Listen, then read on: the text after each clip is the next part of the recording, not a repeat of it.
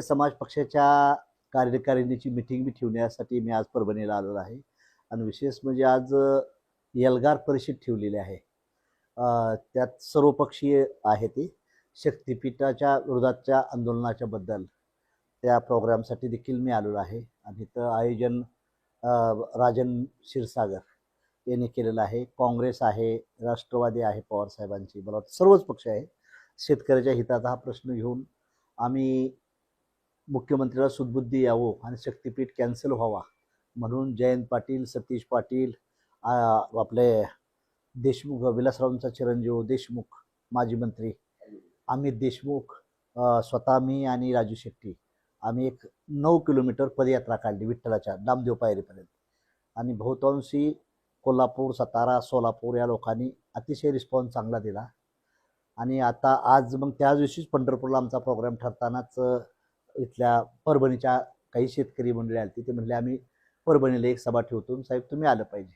मग मी, राजू शेट्टी, मला वाटतं जयंत पाटील आणि सतीश पाटलांचे वडील वारल्यामुळे थोडा प्रॉब्लेम झाला काय, आम्ही त्या प्रोग्रामला देखील आलेलो आहे.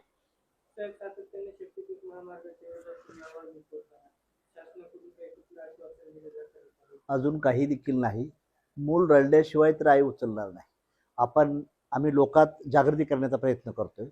शेतकऱ्यांच्या हिताचा येणारा काळ कसा असेल हे सांगण्याचं काम करतोय. पण बऱ्याचशाच ठिकाणी असं होतं की शेतकऱ्यांना 4 पाठपट भूल बोललंय, सरकार बोलवलं तर सरकार काय, शेतकरी थोडा हे केल्यागत करतोय. मग शेतकऱ्याची जागृती करण्यासाठी काल मला हिंगोलीतल्या बी काही शेतकऱ्यांनी काल मोजणीला ज्यावेळेस महसूलचे अधिकारी गेलते त्यांना रोखण्याचं काम केलं हिंगोली, आणि ह्यातून चांगल्या शेतकऱ्याच्या जमिनी जाणार आहेत आणि ते जवळजवळ 20 फूट उंच ब्रिज बांधून तिथं दोन्ही बाजूनं पाणीच तयार होणार आहे. त्यामुळे शेतकऱ्याचं नुकसान होणार आहे. त्यामुळे आमची काळी आहे हिला विकून देऊ नये हे सांगण्यासाठी आणि जनजागरण अभियान करतोय. त्यातून आता जनतेने ठरवलं पाहिजे काय करायचं, कसं करायचं.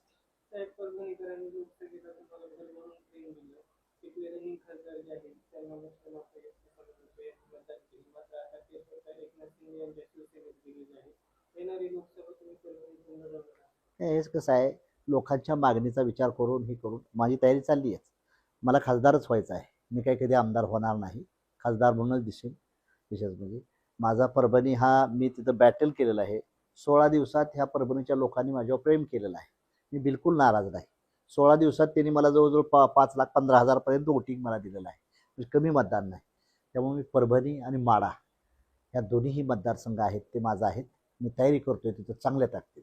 खासदार जाधव यांनी जो पक्ष सोडला आणि जो महायुतीकडे जाण्याचे कसं पाहता याच्याकडे तुम्ही? नाही, हे काय होईल मी पाहण्यापेक्षा परभणीकरांनीच पाहिलं पाहिजे काय खरं. परभणीकरांचं जवळजवळ मला ज्या दिवशी ते गेले शिंदे सेनेत त्या दिवशी एक 700-800 फोन तरी मला डेफिनेटली आले असतील परभणीतून.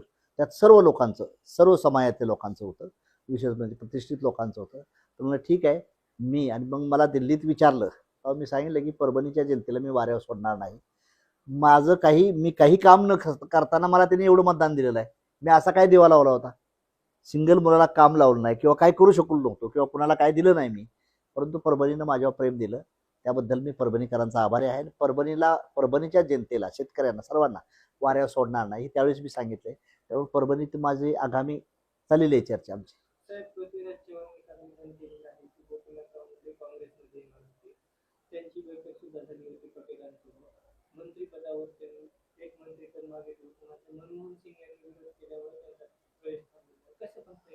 नाही, एक लक्षात ठेवा, कुठलीही गोष्ट दिवंगत व्यक्ती झाल्यानंतर आपण बोलणं योग्य नाही. विशेष म्हणजे पृथ्वीराज चव्हाण म्हणजे चांगली व्यक्ती आहे, नॉन करप्ट आहे, नेते आहेत मोठे, परंतु आज ते हयात नाहीत मुंडे साहेब. त्याबद्दल आपण त्यांच्यावर डायलॉग करणं योग्य नाही, एवढंच मला म्हणायचं आहे. आता ते काय झाले मलाही माहीत नाही ना त्यातले हातून. तर त्यावेळेस साहेबांचं चाललं होतं काँग्रेसबरोबर, बीजेपीच्या जाचाला कंटाळून साहेबांचं चाललं होतं. पण ते आता फिक्स काय मला सांगता येणार नाही. आता मी त्या मिटिंगला नव्हतो किंवा काय नव्हतं, त्याच्याबद्दल मी माझ्यासारख्यानं बोलणं योग्य नाही. नाही, त्यावेळेस साहेबाची माझं एवढं हे नव्हतं, म्हणजे एवढी साहेबांची माझी एवढी हे नव्हती. परंतु साहेब परेशान होते बीजेपीच्या जाचाला, काही प्रमाणात साहेब हे होते, नाही असं नाही. पण ते जाणार होते काय नाही त्याच्याबद्दल मला अटॉन्टिक माहिती नाही. त्यामुळे आता 100% काय बोलणं माझ्यासारख्याला योग्य नाही.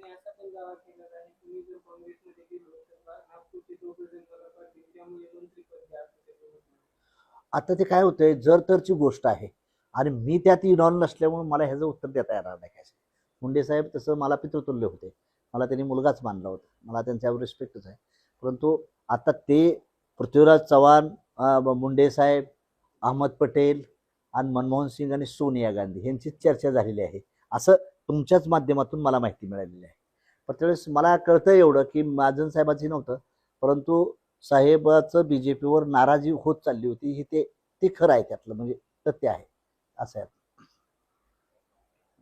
आपण आता काँग्रेस सोबत आहात, तर कसं अलायन्स आहे पुढे काँग्रेस सोबत, काय वाटत आहे? आत्ता सध्याला आमचं चाललेलं आहे, अजून काय ही नाही, परंतु आम्ही चळवळीच्या माध्यमातून, संघर्षाच्या माध्यमातून आम्ही एकत्र यायचा प्रयत्न चाललेला आहे. काँग्रेस आता उत्तर प्रदेशमध्ये स्वतः अखिलेश यादव आणि माझं तिथं हेवाय चाललेलं आहे, समाजवादी बरोबर राष्ट्रीय समाज पक्ष.